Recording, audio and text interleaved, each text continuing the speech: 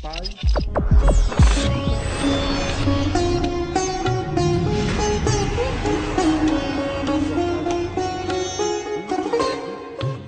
Ética e consciência mercadológica. É um prazer muito grande para mim estar poder aqui com vocês, conversando um pouquinho a respeito, de ética e consciência mercadológica, É uma missão difícil, depois de ter ouvido aqui as palavras do professor Pierre Weiss, a gente ousar vir falar alguma coisa e alguma coisa voltada para essa questão de mercado, Isso sempre foi associado a uma visão mercenária, das pessoas, a visão da venda, a visão de comprar alguma coisa. Para a gente poder começar a falar um pouquinho sobre isso, eu gostaria de lembrar 3 frases que para mim são importantes e têm um significado muito especial. A primeira delas diz que o poder do feitiço está na crença no feiticeiro. Eu acho que todo o espaço que se ocupa hoje, na verdade, acaba presumindo de alguma maneira que o sucesso ou o fracasso, de um trabalho que é feito, seja ele qual for, está sempre na crença que as pessoas têm naquele que está fazendo alguma coisa. E essa frase eu complementei dizendo que, além disso, é no feiticeiro. Não só do, mas também no feiticeiro. Então eu queria que vocês guardassem isso numa primeira caixinha. A segunda questão que eu acho que é importante é que você não pode ensinar qualquer coisa a nenhum homem. Você apenas pode lhe auxiliar, a encontrá-lo em si mesmo. Isso quem disse foi Galileu. E, portanto, eu não tenho a menor pretensão, de nesses minutos que eu estaria conversando com vocês, de ensiná-los, mas talvez de mostrar, a possibilidade de caminhos alternativos que existam. Porque a decisão do caminho que vai ser seguido é uma decisão de vocês, não uma decisão minha. E a terceira frase diz que se um homem nunca pensou no futuro distante, ele encontrará desgosto numa data próxima. E isso quem disse foi Confúcio. E para nós isso é importante, principalmente para quem está lidando com essa atividade mercadológica, para quem está lidando com essas questões da comunicação, porque aquilo que você estiver fazendo hoje, prestando o seu serviço, prestando, na verdade, o seu trabalho para uma outra pessoa, necessita ser não só planejado, mas também com uma consciência crítica daquilo que você está fazendo, para que no distante próximo você não se sinta, na verdade, culpado por aquilo que você realizou. E é em cima disso que a gente vai começar a falar um pouco mais de marketing. Primeira coisa que é importante nós sabemos é quem somos nós, não nós profissionais que atuam dentro da área esotérica, dentro da área mística, dentro dessa área que está aí, mas nós pessoas, Quem somos nós? Quais são de fato as nossas necessidades? Quais são as nossas preocupações? Enquanto seres humanos, O que na verdade nos incomoda no nosso dia a dia?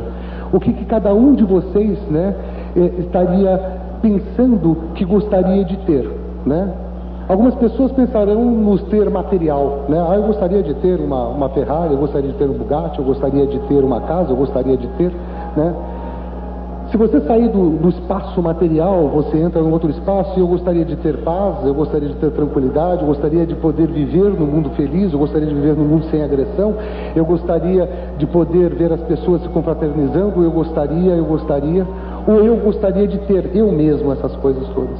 Na verdade, essa base toda é uma base analisada, estudada, por uma pessoa,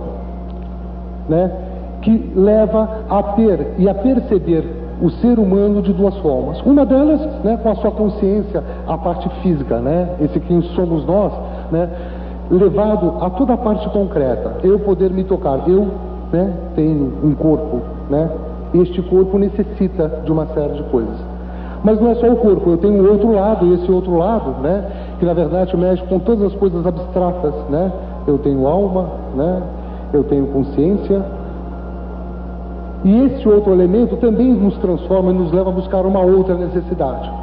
Uma pessoa chamada Maslow, disse o seguinte: a criatividade do ser humano na busca para solucionar os seus problemas, está simplesmente em conseguir dar respostas novas às coisas muito antigas. As preocupações que vêm, e remontam de muito tempo, das coisas físicas e das coisas espirituais, nos levam a buscas constantes. E aqueles que conseguem apresentar um diferencial nesse sentido é que na verdade acabam suprindo essas necessidades que nós temos enquanto pessoas. de diferentes formas possíveis, né? Eu posso dizer, se eu pegar no espaço físico, que a alimentação ela pode se dar, como vocês ouviram hoje cedo, de uma forma naturalista, comendo o grão, né, o trigo, ao invés de dar a parte boa para o gado e comemos a parte ruim, nós podemos comer a parte boa, né? Mas ela também se dá através, né, do saquinho de pipoca, né, que quando o professor Pierre perguntou qual é o cheiro que vocês estão sentindo nesse ambiente, o cheiro para mim foi cheiro de pipoca, né? Mas a pipoca não é aquela pipoca tradicional feita através da panelinha de ferro no fogo, que você ia girando, girando, girando, mas a pipoquinha do micro-ondas que está ali fora, né, da Yoki, um saquinho de pipoca pré-pronto, também é. E as duas têm como finalidade suprir uma mesma necessidade, tá certo? Para falar sobre necessidades, né, eu vou relembrar ou mostrar para vocês o que Maslow havia dito, né, a respeito disso. Nós temos uma necessidade fisiológica, né? Essa necessidade fisiológica de beber, comer, dormir, né? É a necessidade de estarmos bem enquanto o nosso espaço físico.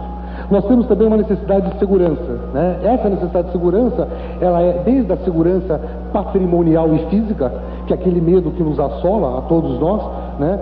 Menos em cidades cuja população é menor, mais em cidades cuja população é maior, né? Uma cidade como São Paulo, Rio de Janeiro, Belo Horizonte, você tem medo de andar à rua, né? Você tem medo de ser assaltado, né? As pessoas começam cada vez mais a trancar as suas portas, né? Só que esta segurança, ela também é a segurança espiritual, né? Nós passamos a ter medos espirituais, né? Nós passamos a ter medo até de descobrirmos quem nós somos efetivamente, né? Só que nós buscamos, na verdade, poder ter esta segurança, tá certo? Além disso, ele colocou que uma outra necessidade que nós temos é a necessidade de amor e de aceitação. É a necessidade de que aquilo que nós estamos fazendo seja reconhecido pelo outro, num plano ou no outro, no plano físico ou no plano espiritual. A necessidade de que as pessoas reconheçam o trabalho que nós fizemos como sendo um trabalho sério, um trabalho honesto, um trabalho digno, né? A necessidade de que nós tenhamos alguém que na verdade goste da gente, né? A gente olha aqui de cima, a gente vê que existem alguns casais de mão dada, né? Algumas pessoas mais próximas, né? E essas pessoas precisam, né, necessitam saber que elas estão sendo amadas, que elas estão sendo queridas, que elas estão sendo desejadas, né? E essa questão Maslow também trabalhou. Depois disso, ele diz que a nossa outra necessidade é a necessidade do reconhecimento. As pessoas querem ser reconhecidas por aquilo que elas fazem, né? O astrólogo, quando ele faz um mapa, ele desenvolve um trabalho, ele quer ser reconhecido por ser um bom astrólogo, né? Eu, quando estou falando com vocês, né, tenho como expectativa ser reconhecido por aquilo que eu estou falando, né? Vocês, né, quando estão fazendo uma mesa, quando vocês estão fazendo uma comida, quando vocês estão praticando, né, um ato de amor mais próximo, esperam também que o seu parceiro perceba aquilo que vocês estão fazendo. Portanto, todos nós temos essa necessidade, que é a necessidade de reconhecimento. E a última delas, que é a necessidade de autorrealização. É que eu poderia dizer que é aquela necessidade que ela não é atingida, é a busca maior, né? É a expectativa de poder chegar a algum lugar. Só que cada vez que nós estamos próximos e cada vez mais próximos desse objeto, nós percebemos que aquele objeto ele se transformou, ele modificou e, portanto, o meu espaço ele está um pouco mais distante do momento em que eu estou, né? E ele coloca isso então como necessidade de autorrealização. Essa pirâmide, é claro, ela é uma pirâmide dinâmica, né? E, portanto, ela acaba hierarquizando de uma maneira ou de outra os espaços, ela sobe e desce.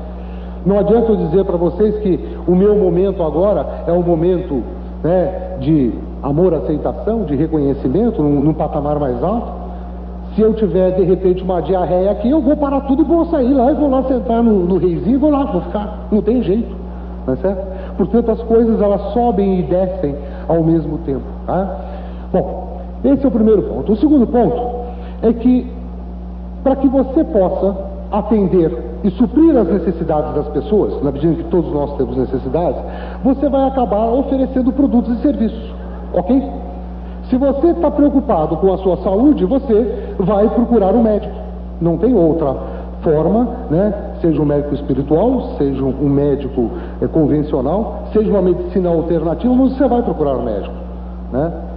Porque esse médico, você acredita, e portanto a crença no feiticeiro, que ele terá a capacidade de te curar. Se ele tem ou não, nós não sabemos, mas você acredita que tem. Porque se você acreditar que o médico não vai lhe curar, você não vai ao médico, né?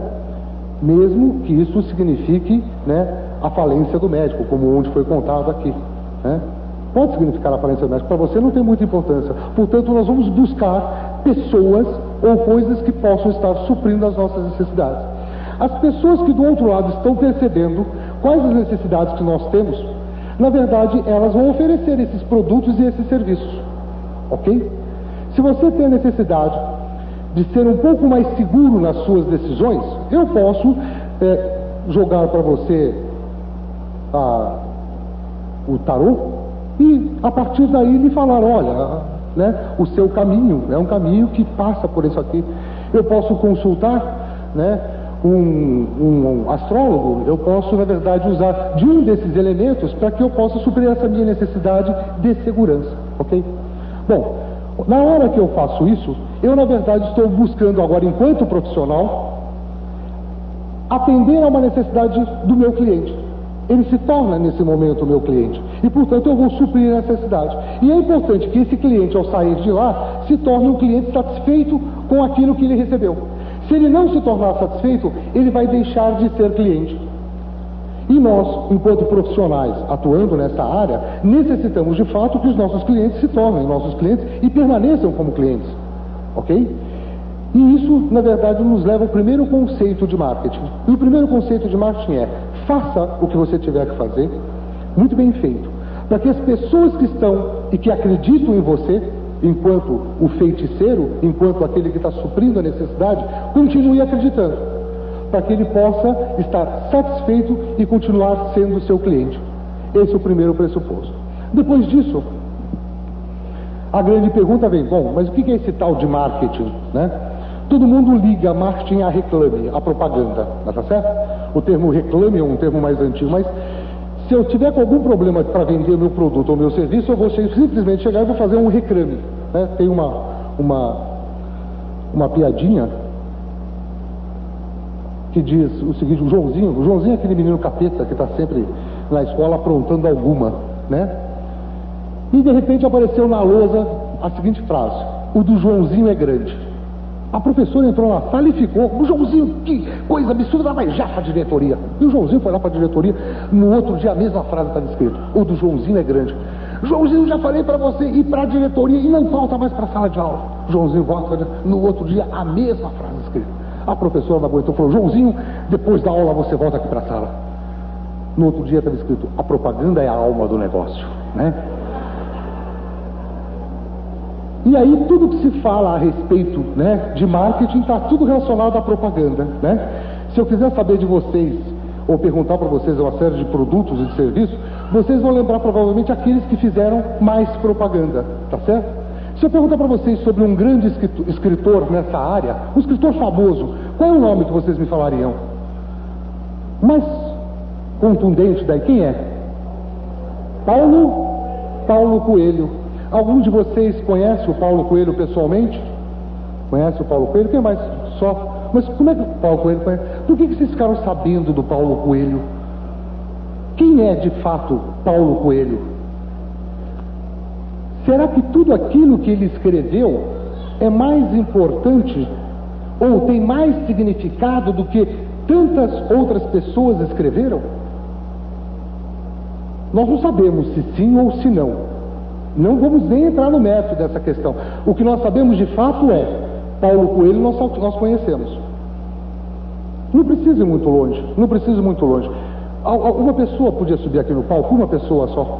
Uma pessoa. Por favor, uma pessoa.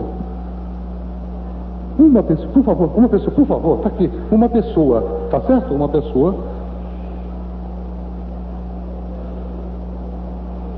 Ele está só passando por favor. Uma pessoa. Todos conseguem ver perfeitamente esta pessoa, por favor. A luz, só a luz, né, na pessoa. Está aqui a pessoa. Tirando as pessoas que estavam próximas a ele, quem conhece essa pessoa? Você conhece? Você conhece. Ah, mas vocês todos não conhecem? Não. Como é que se chama? Fabiano. Fabiano, legal. Por favor, repitam comigo: Fabiano. Quantos anos o Fabiano tem? 23. Fabiano, 23 anos. Por favor, Fabiano. Ah, ok. E Fabiano, o que você faz? Eu sou administrador de empresas. Fabiano, 23 anos, administrador de empresas. Por favor, Fabiano. E, portanto, esse rapaz, que era uma pessoa simplesmente sentada ali, e que tinha 2 colegas ali naquele canto, o restante ninguém sabia quem era, agora nós já sabemos. É o Fabiano, 23 anos, administrador de empresa. Se tiver algum empresário precisando de algum bom administrador, eis aqui um bom administrador. Obrigado, Fabiano.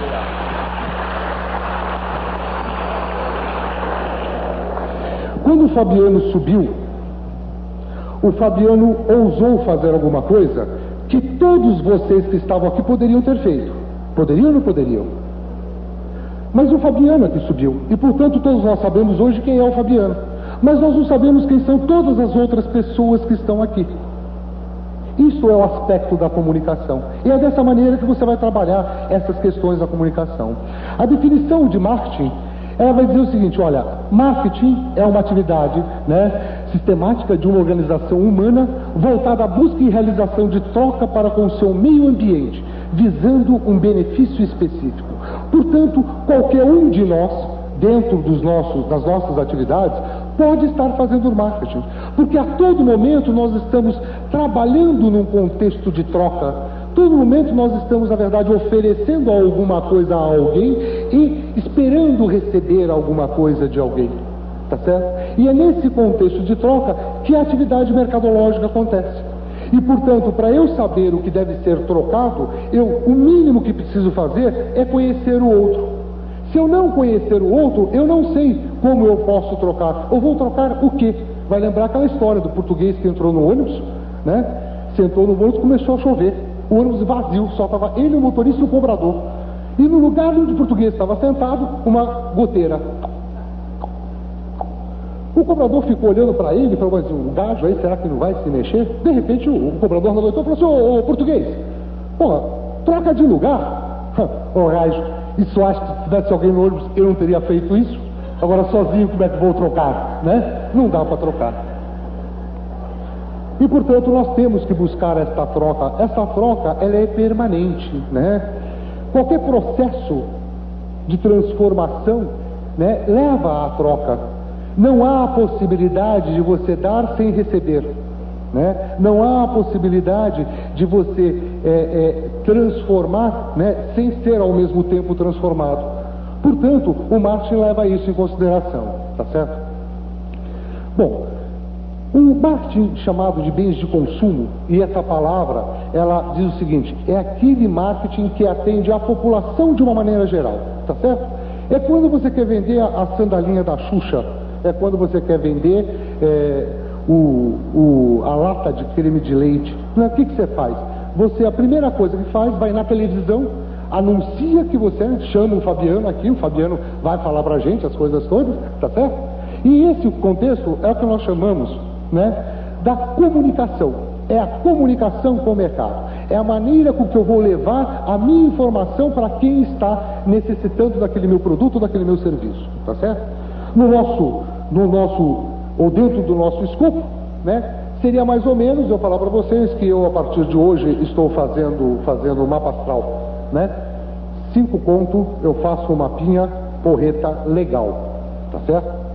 É preço de mercado, pessoal, vocês não se preocupem porque eu já vi a plaquinha lá fora, É simplificado, complexo é um pouco mais caro, mas que para vocês não tenham que sair das suas casas e virem até a mim, faça o seguinte, anotem aí, Ligue Giulio, Não, porque já tem o outro que é o Ligue Già, e eu não posso fazer o que o outro está fazendo, portanto eu crio o meu símbolo que é Ligue Giulio, Eu estou aqui e estarei resolvendo os seus problemas. É uma forma de eu estar levando a minha mensagem para o mercado, tá certo? Esta forma, esta comunicação, nós chamamos da comunicação de massa, tá certo?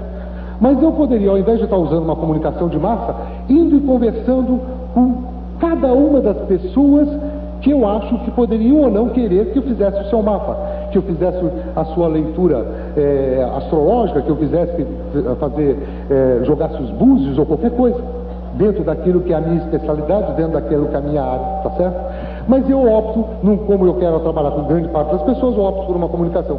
Senão eu teria que pegar numa cidade como São Paulo e falar com 12 milhões de pessoas.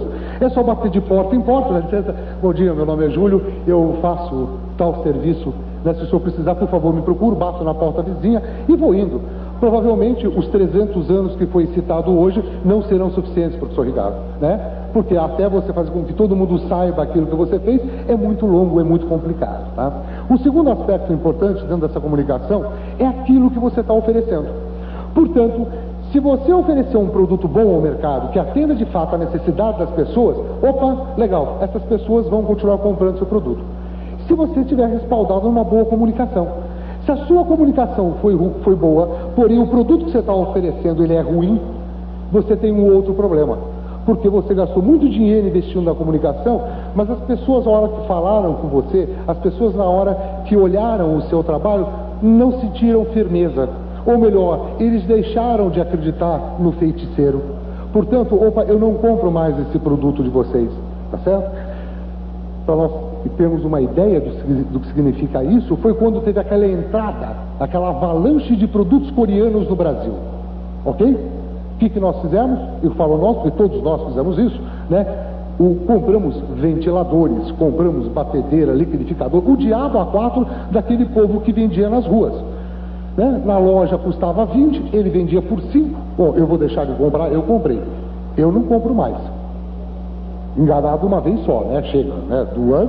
Duas já é burrice, mas nós compramos. Por quê? Porque no primeiro momento é melhor o seguinte, olha, é preferível ter um mau ventilador, um ventilador ruim, do que não ter ventilador.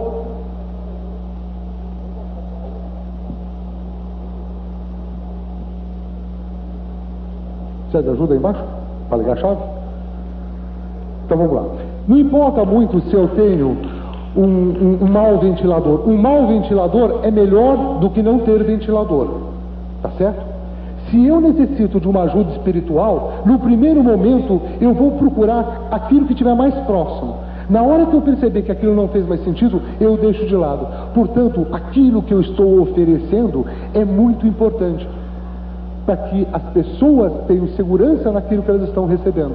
Tá certo? O terceiro aspecto é o quanto custa isso, né? A gente fala que o valor das coisas ele é sempre relativo.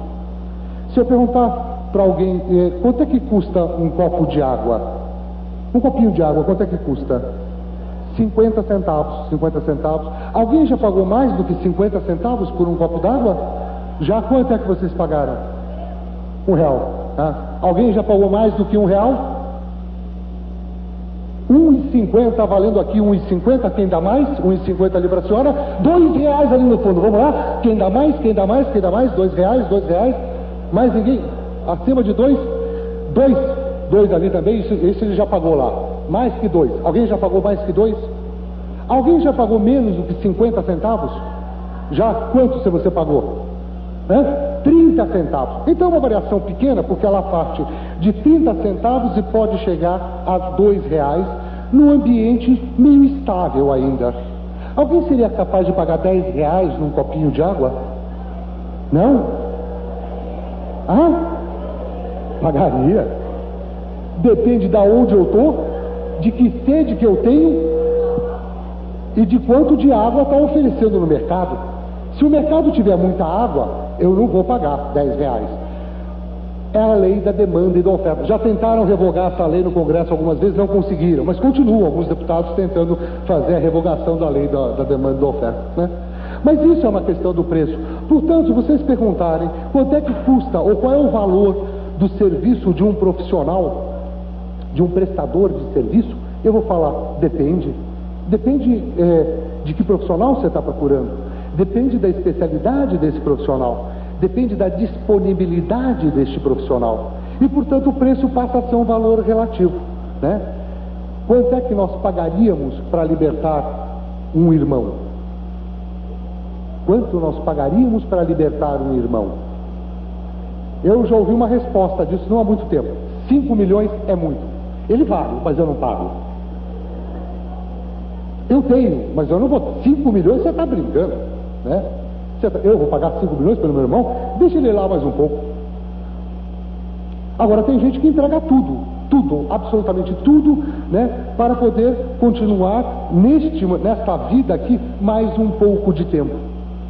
Às vezes se pergunta fazendo o que, a gente não sabe, mas o cara paga, né, ele entrega tudo. E nessa hora começa a questão da ética, porque na hora que você pega e na verdade começa a trabalhar com as pessoas fragilizadas, e de fato as pessoas em determinado momento elas estão fragilizadas, e quanto mais fragilizadas elas estão, mais elas vão pagar para obter alguma coisa que lhe dê a segurança, que lhe dê a esperança, que lhe dê a possibilidade de continuidade, e é por isso que as pessoas pagam, né? Maior risco ela tem de cair na mão do famoso charlatão, que não tem, na verdade, nenhuma diferença daquele cara que fabricou o ventilador. É charlatão do mesmo jeito. A diferença é com o que se está mexendo, né? Uma você perdeu ali alguns reais e você continua. Só que a destruição, né, ou o engodo daquilo que mexe com o espírito, né, daquilo que mexe com a mente, né, daquilo que mexe com os elementos não tangíveis, né, daquilo que mexe com os elementos não físicos, né, causa um prejuízo muito maior do que o ventilador pode causar. Isso nós chamamos mercadologicamente de distribuição. Se eu quero seguir o meu caminho sozinho, né, eu provavelmente não teria uma abrangência muito grande de mercado. Eu vou ser uma pessoa regionalmente conhecida, né, mas eu não saio daquela região. Por outro lado, se eu quero fazer com que o meu trabalho se torne um trabalho tremendamente conhecido, eu sou obrigado a pulverizar. Uma das maneiras de pulverizar é você disseminar aquela cultura que você aprendeu, né, de uma maneira séria, de uma maneira consciente, tá certo? Bom, na verdade, o que as pessoas querem não são os produtos que elas compram, né, não são os serviços. O que as pessoas querem é poder, na verdade, estar suprindo, né, as suas necessidades a partir daquilo que é gerado pelo serviço que é prestado, que é o benefício.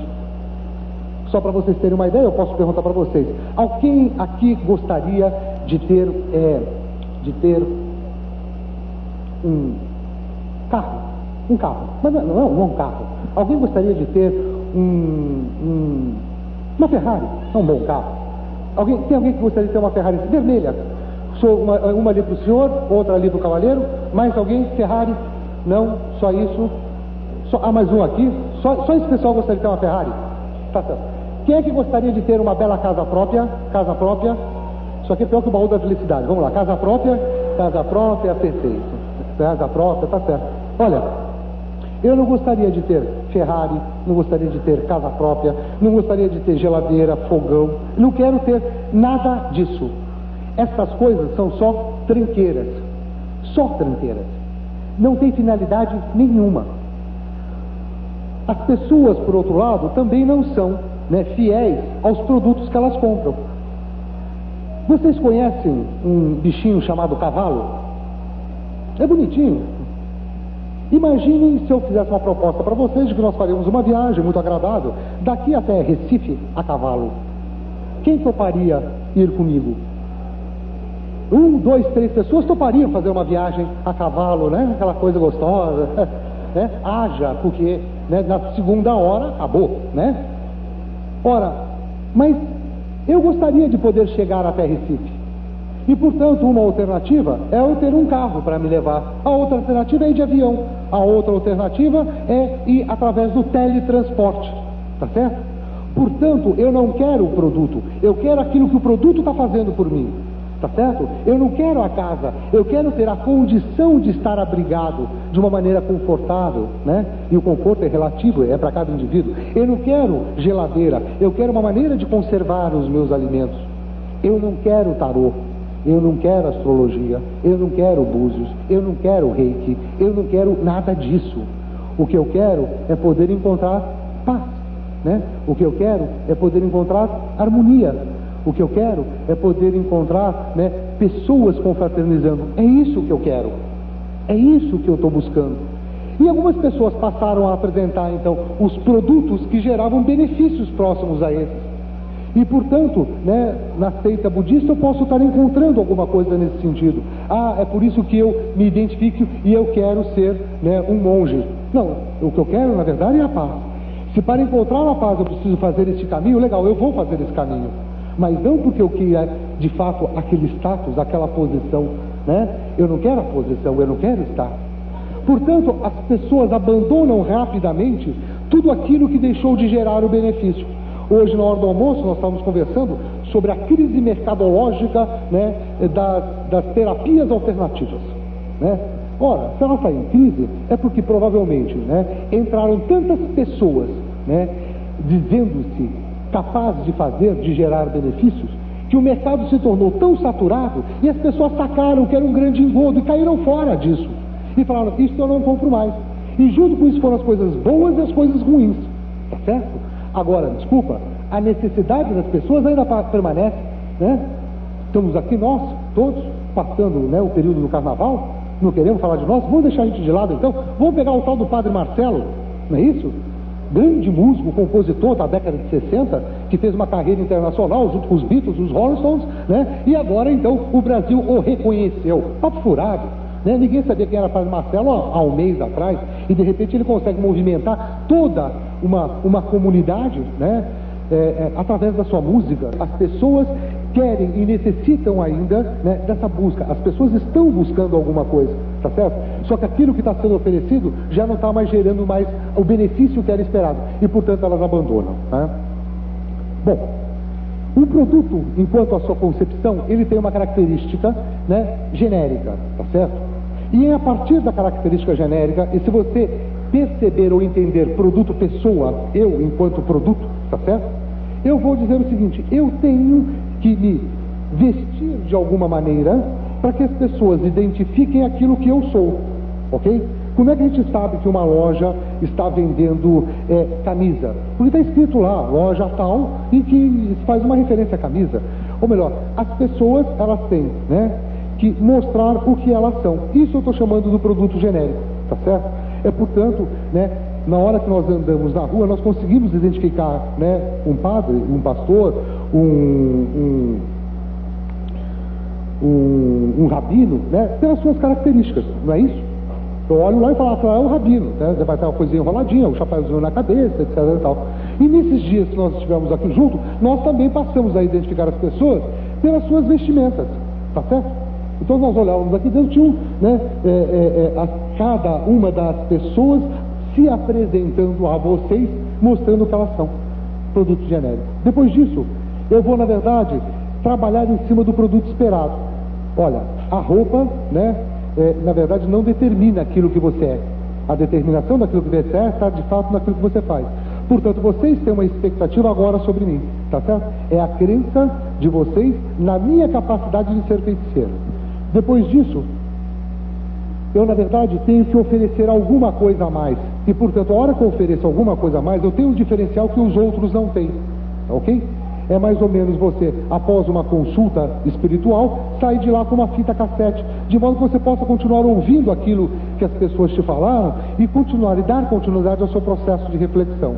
E isso vai até a questão, né, que eu vou chamar do produto potencial. É até onde eu posso estar trabalhando o meu produto, tá? E que esse produto ainda tenha, na verdade, aceitação no mercado, ok? Vamos lá. A comercialização dos serviços, ela pode se dar de duas maneiras. Uma delas, né, é através do marketing de relacionamento, né? Ou melhor, eu estou dizendo, a atração, desenvolvimento e retenção de relacionamento com os clientes. Se vocês olharem as atividades, né, ligadas a essa área esotérica, ligada à área religiosa, ela, na verdade, ela se dissemina a partir do contato que as pessoas têm com as próprias pessoas. E é isso que eu vou chamar de marketing de relacionamento. E o segundo ponto, tá, é o desenvolvimento de novos clientes, que vai se dar através da indicação, tá certo? E é a partir dessa indicação, de seminários, de publicações, que as pessoas vão se tornando conhecidas e tendo condições de trabalhar, de ter um maior número de clientes, tá certo? E que é isso que se objetiva enquanto profissional, né? Enquanto poder estar colocando a serviço da comunidade aquilo que é o meu creche, tá? Depois disso, eu tenho que entender que a propriedade do serviço é uma propriedade, tá, de intangibilidade. E quanto mais intangível for o meu produto, maior a necessidade que eu tenho de transformá-lo, de mostrar, né? Não se usa a cruz, né, sem motivo. A cruz, na verdade, ela faz em si toda uma simbologia que é materializada a partir dessa cruz, tá certo? E em todas as áreas que vocês pegarem, essas áreas esotéricas, todas elas terão elementos que simbolizam e possibilitam materializar. Se você entrar em algum lugar e o cara não tiver nada, não tiver vestido, você vai olhar e falar assim, olha, tem alguma coisa errada, cadê a bola? Não tem a bola de cristal, não? Não tem carta? Não tem carta. Não tem turbante? Não tem turbante. Saia comprida também não, colar também não. Aí você começa a olhar, mas conchinha também não. Você vai falar, tem alguma coisa errada. Tambor, cadê o tambor? Também não tem tambor. Você vai falar, esse cara é charlatão, não tem nada disso. Por quê? Porque a gente não está tendo a condição, na verdade, de materializar aquilo que nós estamos esperando. E nós temos essa necessidade, né, de poder materializar. Como é que vocês sabem que o dinheiro de vocês está no banco? Vocês sabem se está no banco ou não? Ah, eu tenho talão de cheque, moço. Está aqui o dinheiro. Ó. Isso aqui é dinheiro? Isso aqui é papel, não vale nada. Nós sabemos que não vale nada. Mas isso aqui, de alguma maneira, materializou aquilo que está lá no banco. Tá certo? Então, os serviços todos, quanto mais intangíveis eles forem, maiores serão os elementos que serão utilizados para tangibilizar. Tá certo? Por quê? Uma série dos profissionais poderia perfeitamente estar orientando, estar trabalhando com vocês, sem usarem dessa parafernália tecnológica, né, que eles acabam utilizando. Tá certo? Depois disso, né, para que eu possa diminuir o grau de incerteza, eu tenho que trabalhar com alguns elementos. O primeiro elemento é a questão da tangibilização, que eu acabei de comentar com vocês, e o segundo elemento seria a coisa dos testemunhais. Vai procurar fulano de tal, que ele é muito bom. Vai procurar fulano de tal, porque na verdade ele conseguiu me ajudar a encontrar o meu caminho. É assim que nós vamos procurar as pessoas, né, que na verdade estão prestando serviços nessa hora. E aí é que vem a questão da nossa consciência ao estar oferecendo esses serviços. É o quanto eu estou de fato preparado para poder dar esse suporte que o outro está precisando, né? O quanto de fato eu tenho consciência do meu potencial para poder suprir uma necessidade de alguém. Porque essa responsabilidade é só nossa. Este conhecimento só nós que temos, né? A última vez que eu fui no profissional, né, esotérico, ao final da consulta eu perguntei a ele quanto é que eu lhe devo. E ele falou para mim, aquilo que você puder me pagar e aquilo que você acha, né, que valeu o que eu te passei. Não existe nada mais constrangedor para mim do que saber, porque a gente está acostumado a quanto é que é, tanto eu pago, né? E aí eu sentei lá e falei, quanto é que vale, né? Aí você começa a tentar fazer um cálculo, né? Salário mínimo versus inflação, valorização do dólar, etc e tal, para chegar num valor qualquer. Porque, na verdade, aquilo que ele me disse, né, e a orientação que ele me deu era impagável. Não tem valor material. É muito mais do que eu poderia, num talão de cheque ou em notas, estar dando para ele. Mas ele tem, na verdade, que continuar a sua missão, continuar a sua atividade, e, portanto, ele precisa receber alguma coisa. Mas eu achei muito legal, né, diferenciado, a postura com que ele adotou para poder, né, fazer com que as pessoas com maior ou menor poder aquisitivo, pudesse estar dando continuidade ao seu próprio trabalho, à sua própria missão. Se você pode pagar 20, paga 20. Se você pode pagar 100, paga 100. Se você pode pagar 10, paga 10. Se você não puder pagar, não precisa, não paga. E aí você percebe que ele está muito mais a serviço da comunidade do que a serviço de si mesmo, né? Da maior valia, tá certo? O que eu, né, gostaria de estar comentando com vocês, né, porque como eu já recebi aqui o papelzinho, né, é exatamente isso. Os outros charts que estão aí, na verdade, eles são complementares a essa questão, mas eu acho que o que vem vindo por aí, e que é muito pesado, né? Porque quando se fala de ética, e quando começa a se falar muito de ética, é porque está havendo uma crise de ética, e quando se começa a falar muito de consciência, é porque existe uma crise, né, na inconsciência daquilo que está se fazendo, é que nós possamos usar esse momento de reflexão, né, para que a gente perceba qual é de fato o papel que a gente resolveu assumir, né, frente à comunidade em que nós estamos inseridos, onde nós estamos trabalhando, e se de fato nós estamos podendo contribuir com isso, tá certo? E que aquilo que nós estamos fazendo, né, está auxiliando o outro ou não na sua procura, porque o restante eu acho que é mera consequência, tá? Para se fazer, se tornar conhecido, vocês viram, o Fabiano estava aqui, é muito fácil, né? Esse é o mais fácil de tudo. Ganhar dinheiro, eu acho que também é o mais fácil. É muito fácil ganhar dinheiro, né? Poder contribuir para o desenvolvimento, poder contribuir para uma nova consciência, essa é a tarefa difícil, né? E é essa a tarefa que nós devemos estar procurando daqui para frente, tá bom? Muito obrigado pela atenção de vocês, tá? E se vocês tiverem alguma pergunta...